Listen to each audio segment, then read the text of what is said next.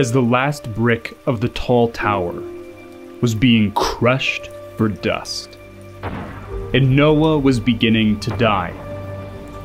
A boy was being born in the southern corner of Mesopotamia. It's been nearly 250 years since the fall of the Great Tower in Babylon, and people have developed new ways of talking.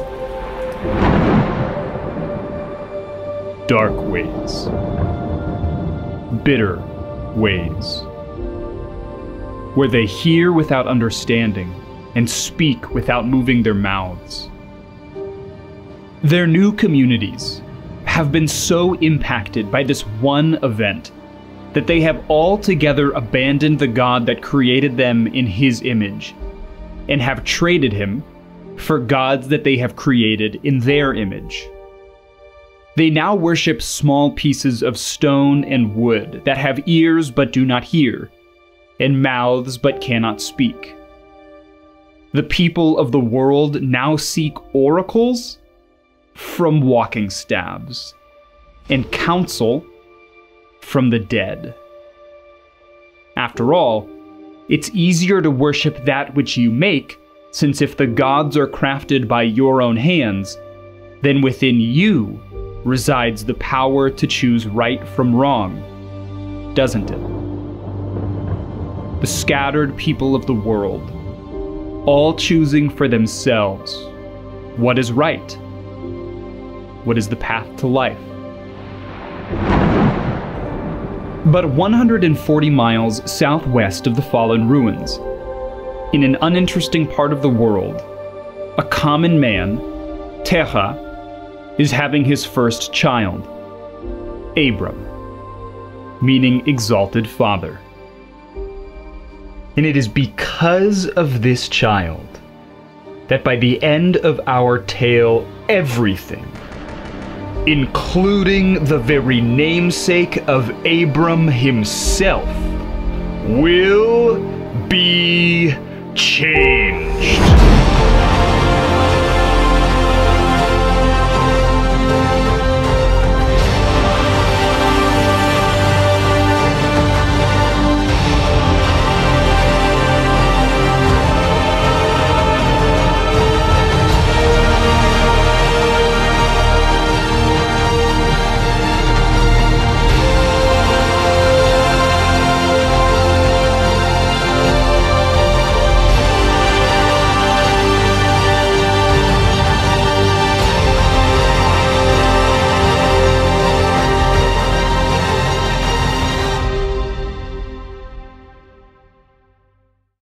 Many years pass after Abram's birth as the beginning of our tale unfolds, and Abram's father Terah makes a daring move in the early years of human civilization, as he attempts to move his family from the town of Ur in the land of the Chaldeans to Canaan. But he ends up stopping and pitching his tent in Haran. But while in Haran, Abram is called to fulfill all that which his father was unable. The Lord said to Abram, "Go from your land, go from your relatives, go from your father's house, to the land that I will show you. I will make you into a great nation. I will bless you. I will make your name great, and you will be a blessing.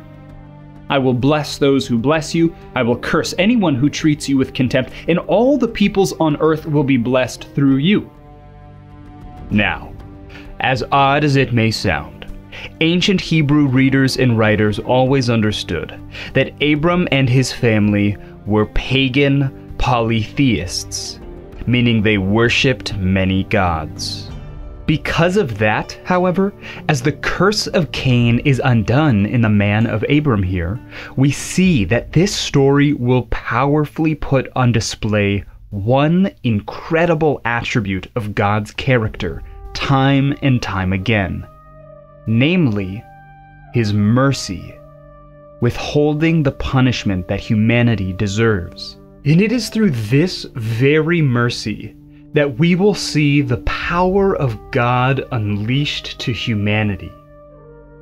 But here, it is God's mercy that presents Abram with a choice: to exalt the God that has just revealed himself to Abram, or to weigh his commands against the promise of other gods. You see, Abram is met with two paths: a tree of life, or a tree of choosing right from wrong for himself. And so, Abram went, as the Lord had told him, and Lot went with him. Abram was 75 years old when he left Haran. He took his wife Sarai, his nephew Lot, and all the possessions they had accumulated and the people that they had acquired in Haran, and they set out for the land of Canaan. When they came to the land of Canaan, Abram passed through the land to the site of Shechem, at the oak of Moreh. The Lord appeared to Abram and said, "To your offspring I will give this land." And so, Abram built an altar there to the Lord who had appeared to him. From there, he moved on to the hill country east of Bethel, and pitched his tent with Bethel on the west and Ai on the east. He built an altar to the Lord there too, and he called on the name of the Lord. And then, Abram journeyed by stages to the Negev. As Abram and his company travel around the land of which God had called them, they realize that the chaos of the uncreated order has taken over. There's a famine, a severe famine. Abram's journey from here on begins to be peppered with doubt and anxiety. Has he actually given up everything he had known to follow a God he had not known? Abram thinks he understands the right thing to do. But in our tale of twists and turns, that seldom will be the case. Abram commands his company to flee the land that God had called them to the land of Egypt. As Abram and his wife Sarai approach the land that they're fleeing to, Abram says to his wife, "Look, I know what a beautiful woman you are. When the Egyptians see you, they will say, 'This is his wife,' and they will kill me, but let you live. Please, say you're my sister, so it will go well for me because of you, and my life will be spared on your account." Though to Abram this may seem like the right thing to do, Abram's distrust in the God that has protected them is painfully apparent. And when Pharaoh sees Sarai, he is overcome. The Egyptians see her beauty and they seize her, and since Pharaoh thinks Abram is her brother and would more than like to win his favor, he treats Abram like a king. But God is none too pleased. Not only has Pharaoh acted unjustly in his desire to take whomever he pleases like Lamech, but God is determined to see justice brought forth for his people. He strikes the land of Egypt with a series of severe plagues. And when Pharaoh finds out the truth about Sarai, he becomes terrified of the powerful God that has come up against him. He sends Abram and Sarai away with a multitude of possessions. But now, Abram and his family have another problem. They've become so wealthy that they can't all fit in the land. So him and his nephew Lot, they decide that they must separate from each other. Lot takes the plains as far as Zoar in the east, near the cities of Sodom and Gomorrah. Abram, he pitches his tents near the oaks of Mamre in Hebron in the west. And now, all would be well, if it weren't for the depravity of human sin and the corruption of power. Suddenly, a war of mighty kings is stirred upon the face of the earth, like a raging tempest on a mountainside. The key player? Kedorlaomer, king of Elam. He's on a rampage to take over the whole of the land that God had given to the family of Abram. He has recruited, by force or by diplomacy, 3 kings to aid in his mighty conquest. Amraphel, king of Shinar. Arioch, king of Elasar. Tidal, king of Choim. But the Siddim Valley is not so easily conquered. Spurred by the threat of war, the 4 kings are met with 5. Bera, king of Sodom. Birsha, king of Gomorrah. Shaina, king of Admah. Shember, king of Zeboim. And the unnamed king of Bela. The armies advance in the valley of Siddim, but the 5 kings just can't seem to hold off the evil 4 for long. The 4 kings advance into the cities of Sodom and Gomorrah, and that's when it becomes personal. The 4 warring kings bind and capture Abram's nephew Lot. And when Abram hears of this, armed with 318 trained men, the mighty men of Abram's household strike down the 4 warring kings. They pursue them as far as Damascus. Abram nearly single-handedly rescues Lot. His heroic bravery and courage attract the attention of many officials from the area. You see, it is in the Sheva Valley, where Abram is met by 2 kings. The first king, Melchizedek. As it was written of him somewhere else, by translation of his name, it means King of Righteousness, and also the King of Salem, that is to say, the King of Peace. He was without father or mother or genealogy. He had neither beginning of days nor end of life, but he resembled the Son of God, and he continues as a priest forever. He is all that Adam was created to be and could not be. And another king meets Abram in the valley, Behra, meaning the son of evil. He is the king of the wicked city of Sodom, and the 2 kings meet the hero where he stands. Melchizedek brings gifts of bread and wine, and he blesses Abram with a blessing straight from the heart of God. By all accounts, a mere offering of bread and wine would seem weak, but in comparison to the son of evil, king of Sodom, that offering is absolutely nothing. The king of Sodom offers Abram nearly everything he possesses, and Abram refuses. He says that he has sworn an oath to his God, Yahweh, God Most High, the God that has strengthened and protected him. Abram says that he promised that God that he would not take anything from the king of Sodom, lest the son of evil claim he made Abram rich and require a return blessing.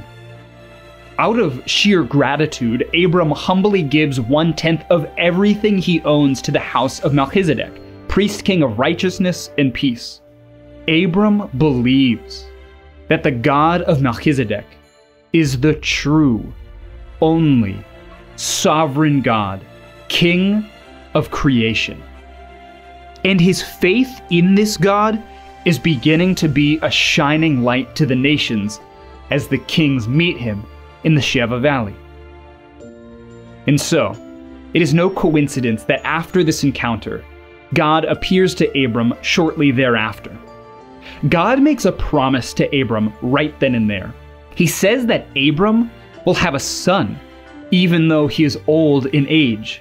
He promises that this son will give way to offspring more numerous than the very stars. And God promises Abram that the land that he stands on, the land of Canaan, will be given to him and his descendants as a possession. Abram believes God. He believes that he is the one true God of creation, and everything that Abram has, will have, or has ever had was given to him by this one and only God of creation. And so, even though Abram has failed time and time again up until this point, his belief is counted to him as righteousness. And Abram is immediately put into proper relationship with the God of the universe. But this vision that Abram has is not over. It lasts until Abram is put into a deep sleep. And in his sleep, a dark shadow overcomes the man of God. God makes a peculiar claim to Abram in this dream. He says that his kindred will be foreigners in a land for 400 years before God brings judgment upon the nation that will enslave them. Well, a long time passes after this vision, you see. And Abram and Sarai are now nearly 100 years old, and they still have no children. How will their offspring be more numerable than the stars? How will they take over the land that God had promised them? How will there be a man to come from the seed of the woman and crush the head of the snake that is going to enslave them? Well, Sarai begins to scheme, and her schemes lead her to an idea that seemed right in her own eyes. That, well, although she cannot serve Abram by becoming pregnant, her servant Hagar can. And so, Abram conceives with his servant Hagar, and she bears a child that they name Ishmael. God appears to Abram shortly after this. He appears to Abram and he commands, "I am God Almighty. Live in my presence and be blameless. I will set up my covenant between me and you, and I will multiply you greatly." And Abram falls on his face in reverence. And as God metaphorically picks up his head, he renames him to Abraham, the father of many nations. You see, in the chaos of creation, God creates order when he speaks it into existence and begins to order the created realm by ordaining names to all that he creates. And so when God changes Abram's name to Abraham, not only does he remind him of the promise that will come to pass, but he also firmly establishes his relationship to Abraham, that he has ordered Abraham's life and the events therein, and will continue to do that until and even beyond Abraham's death. From here on, the sign of circumcision will represent how Abraham and his kin are grafted into the household of faith. It represents cutting away the sin and the failure of human depravity. His promise is reassured in the heart and the mind of Abraham that in spite of his own failings, in spite that Abraham and his family choose deliberately time and time again to do what is right in their own eyes, God will bring forth from Abraham a mighty king. And God will continue to be the God of Abraham. God's promises to Abraham will be maintained, even if Abraham and his family breach this covenant. We can see the light of the snake crusher from the early chapters of this book filling the hearts and minds of the people of God. God changes Sarai's name here also to Sarah, and while both names mean princess, the addition of the H align her powerfully with the God of all creation, and thus, from her, the children that they will bear together, subduing the earth under God's rule. 1 year passes. God appears to Abraham and Sarah again by the oaks of Mamre. Abraham is 99 years old at this point, well past the age to have children. And yet, God assures them that in 1 year, God will bless them with a child. Meanwhile, God goes to the oaks and stares out over the valley. He is going to destroy Sodom and Gomorrah for their idolatrous wickedness, the very city where Lot and his family have pitched their tents. Abraham, now grafted into this monotheistic care of the one true God, is about to be tested. When we left the light of the garden, we were promised that one day would come a man to crush the head of the evil serpent. This man would have to rule over creation with the magnanimity of God himself, all that Adam could not do. That means that he would have to rule in righteousness and with justice. And so, to test the strength of Abraham's character, God shows Abraham what he will do. His plan is to judge the cities of wickedness that have perverted any concept of righteousness and justice. Abraham pleads with God 8 times. He says if he can find a certain number of righteous people in the city, then God would be unjust to destroy the cities. God thinks the same way. Eventually, Abraham and God agree that if just 10 righteous people, if 10 people align with God's concepts of righteousness, then he will not destroy the city for the sake of the 10. And so, 2 angels go and investigate the city. And when they step into the town square, Lot, Abraham's nephew, sees them and bows low to the ground, recognizing them to be righteous, royal men. He pleads with them that they not stay long in the square, for the men of the city are evil. Reluctantly, the men go with Lot back to his house when suddenly there comes a bang on the door. A crowd of people have gathered outside of Lot's house, seeing that he has brought 2 mysterious men into the house. They demand that Lot bring out the men so that they can commit unspeakable sexual acts towards them. And just as the wicked men are about to breach the door, the angels strike them with blindness and have Lot and his family escape early the next morning. And as the family of Lot is running, a mixture of fire and sulfur pour forth from the sky as the chaos of creation is undone on itself once again. When Abraham sees that the city had been destroyed, and not 10 righteous people were found there, he decides to move his family to the Negev. A reset button. With his new name, a new God, and newfound mercies, they travel back to where they started. But in an almost comic series of parallel events, the king of the land, Abimelech, wants to take Sarah as his wife. But God comes to Abimelech in a dream that night and threatens the mighty king for taking another man's wife. When Abimelech pleads his innocence, the identity of Sarah is then revealed to him, and he too becomes terrified of the man that he has taken to be a prophet. In his rushed fear, he gives Abraham an immense amount of possessions and makes it known that they are welcome to dwell in the land peacefully, all they would like.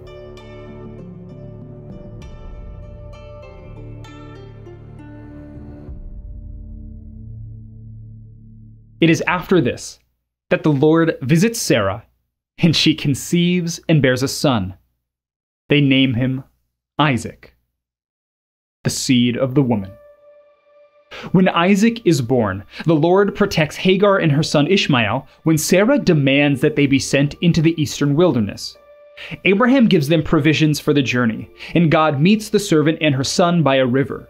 God promises that Ishmael will grow old and father many kings, and we learn that from the son of Abraham.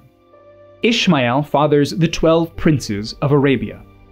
Meanwhile, Abimelech returns to greet Abraham and Sarah. He's been watching the growth of this immense family and is likely worried that Abraham will overtake the land of the Philistines that he's the king of. And so, the two set up an agreement to stay clear of each other's way and maintain their amicability in future generations. Because of the peace that had now been brought upon the family, Abraham plants a tamarisk tree and he worships God, claiming him to be the one true, everlasting God of creation. It is after all of these things, time and time again, that Abraham and his wife choose for themselves to know the difference between right and wrong, that Abraham is met with his ultimate test in his trust in God.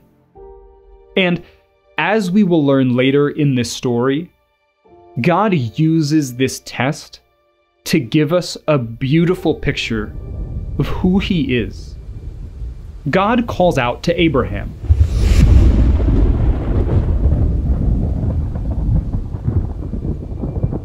"Here I am," he answered. "Take your son," God says, "your only son Isaac, whom you love. Go to the land of Moriah and offer him there as a burnt offering on one of the mountains that I will tell you about." And so, Abraham got up early in the morning. He saddled his donkey and took with him 2 of his young men and his son Isaac. He split wood for a burnt offering and set out to go to the place that God had told him about.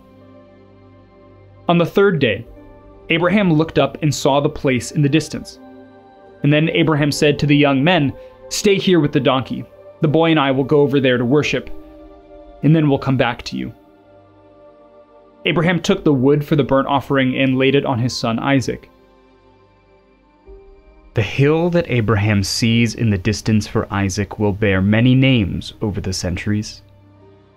But in Aramaic, the name of that place was Golgotha, the place of the skull. Has Abraham made a terrible mistake here? After all, he spent a great deal of time bargaining for the life of his nephew Lot, which proved his sense of righteousness and justice. He, of all people, knows that God will listen to his plea. He, of all people, knows God's mercy. But when it comes to his son, he stays silent. To be fair, Abraham's life had been given to him by the God that he now worships.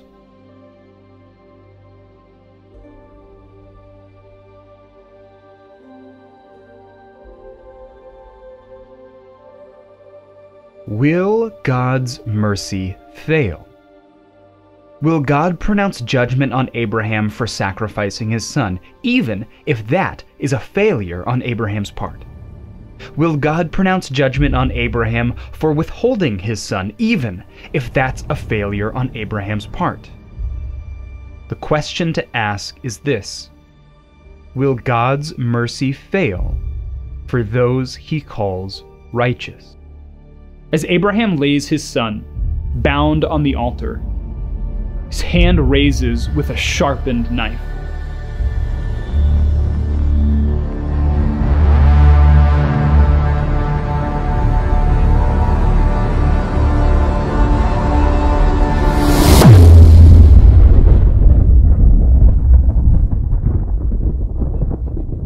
"Here I am." And then he said, "Do not lay your hand on the boy. Don't do anything to him. For now I know that you respect me as a God above all other gods." Abraham looked up, and he saw a ram caught in the thicket by its horns. And so Abraham went and took the ram and offered it as a burnt offering in place of his son. And Abraham named that place, "The Lord will provide." Jehovah Jireh. So it is said, it will be provided on the Lord's mountain. Abraham considered that God was able even to raise him from the dead, from which, figuratively speaking, he did. Abraham's life had been given to him by the God that he worshipped. His wealth, his son, and perhaps most importantly, a sacrifice. The very sacrifice that proves Abraham's commitment to trust God's authority. The very sacrifice that reveals a profound display of God's faithfulness. God reassures Abraham of the covenant that they had made. And it is here when Sarah dies, at the age of 127. When the time of mourning was complete for Abraham, he buys a large choice tomb to bury his wife, and he pays Ephron, a man that he meets, 400 pieces of silver for it. Although Ephron was willing to give it to him for free, Abram wanted there to be no doubt in their minds that this land was indeed his and his kinsmen. Before Abraham dies, he takes a second wife named Keturah, and together they have many, many children.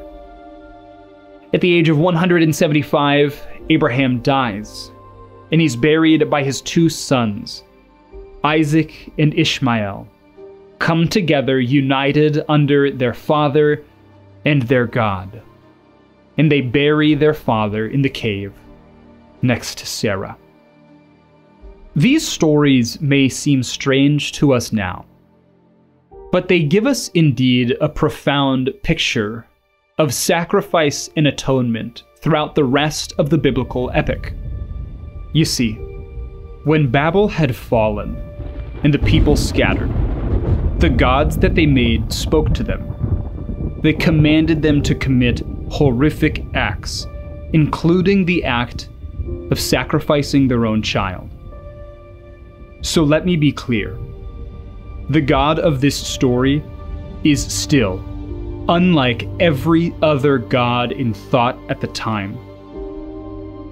We will see his detestation of child sacrifice as we go on. You see, he never intended Abraham to kill his own son that Abraham loved. For God loved him too. And from Isaac will come the very man to crush the head of the snake. And so we must see in Isaac something of the snake crusher. That for the death that was brought on by the serpent to be defeated, the snake crusher must enter through the chaotic waters of the grave and come out on the other side victorious. For now, God says in this story, for now, a ram will do, but for long it cannot. You see, we know that God loved Isaac, because one day God too will send himself as the son whom he loves. And the son will know, and the son will choose. A path of life, or a path from knowing right from wrong. And there will be no ram that day. Only the God who provides the way to eternal life by himself.